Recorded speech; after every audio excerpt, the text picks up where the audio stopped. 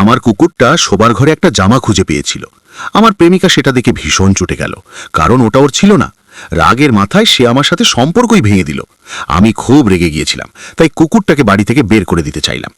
পরের দিন কুকুরটাকে গাড়িতে তুলে নিয়ে গেলাম গ্রামের দিকে। একটা ছোট বল অনেক দূরে ছুঁড়ে দিলাম।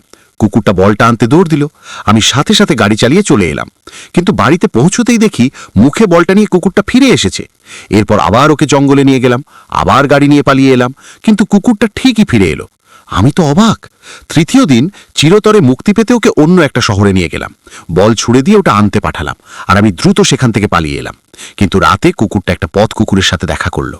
কথা বলে বুঝলো যে ওকে ফেলে দেওয়া হয়েছে, তাই সে প্রতিশোধ নেওয়ার সিদ্ধান্ত নিল। আমার কুকুরটা আরও কিছু পথ কুকুর জোগাড় করলো। ওরা একটা দল বানিয়ে আমাকে খুঁজতে বেরোলো। অনেক লম্বা পথ পাড়ি দিয়ে কুকুরটা শেষমেশ আমার বাড়িতে ফিরল, কিন্তু বাড়িটা খালি ছিল। ও বাড়ির পেছনে গিয়ে থাবা দিয়ে গর্ত খুঁড়ে একটা গুলি পুঁতে রাখলো। ঠিক করলো আমার সাথে সব সম্পর্ক ওখানেই শেষ।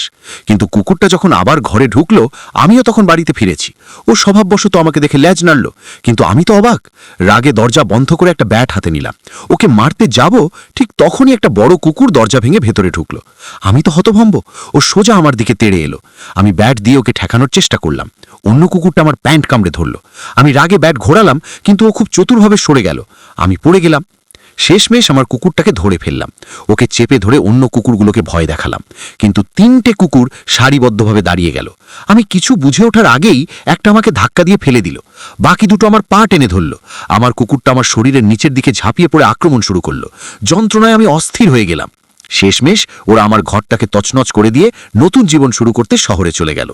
এই গল্প আমাদের শেখায় কুকুরদের কখনো কষ্ট দিও না, কারণ ওরা সব মনে রাখে। তো তুমি কি কুকুর ভালোবাসো?